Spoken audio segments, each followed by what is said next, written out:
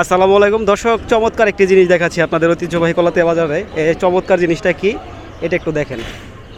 আজ ভাই এটি কে পাঠাইছে আপনার এখানে ফালানের লেগে? ওই যে সামনে তালের দোকান থেকে। তালের দোকানে তার সময় বিড়ি বা আগুন ফালায়, রাস্তাকে চলাফেরা মানুষ সময় একটা বিড়ি খেয়ে ফালাই দিল। পলিথিন যে ময়লা আছে এটাতে গ্যাস প্রম একটা হয়, এই ময়লার থেকে আগুন প্রায় সময় আগুন লাগে। গত আপনার জাতীয় নির্বাচনের সময় আপনি এখানে যে আমি যখন বাসা চলে যাবো ইলেকশন ভোট দেওয়ার জন্য, তখন দিয়ে তাৎক্ষণিক এখানে ধোয়া উঠতেছে ওই কর্নারে, তখন আগুনটা তাৎক্ষণিক ছড়াছড়িতে প্রায় পুরো মোটামুটি আপনি 150 মিটার পুরো গেলো জিনিসটা।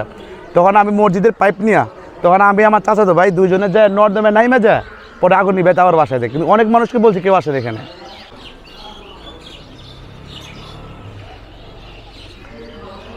শুধু দর্শক মণ্ডলী কী ভাবছেন, আপনাদের কি কোনো ডাস্টবিন দেখাতে আসছি?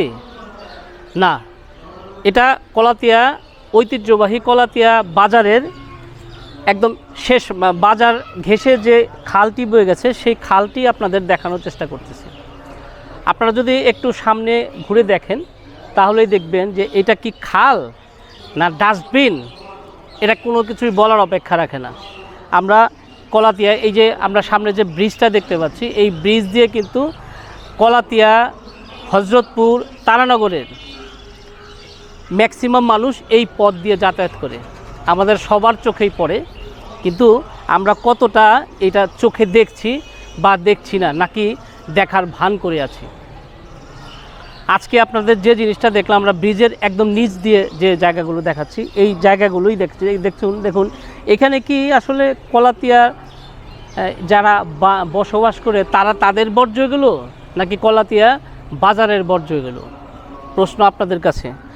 ওই রবীন্দ্রনাথের একটা কথা আছে না, আমি শুনে হাসি আখি জ্বলে ভাসি, এই ছিল মোর ঘটে, তুমি মহারাজ সাধু হলে আজ আমি আজ চোর বটে।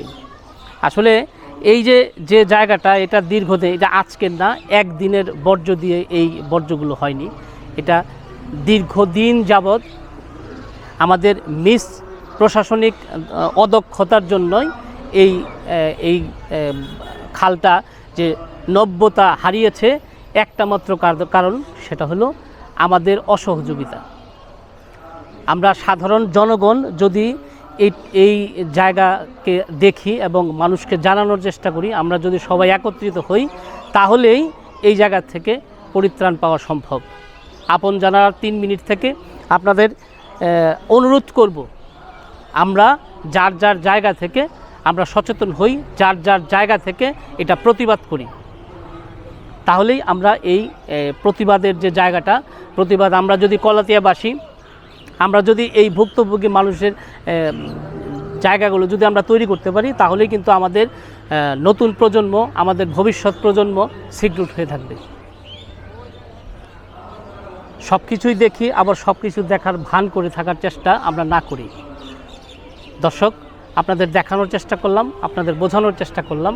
স্মার্ট এবং ক্লিন কলাতিয়া তৈরি করতে আমাদের সবাইকে একত্রিত হতে হবে, এই আশা ব্যক্ত করে আমি আজকের মতো বিদায় নিচ্ছি।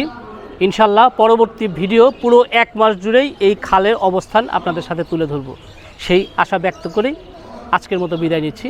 সবাই ভালো থাকবেন, সুস্থ থাকবেন এবং নিরাপদে থাকবেন।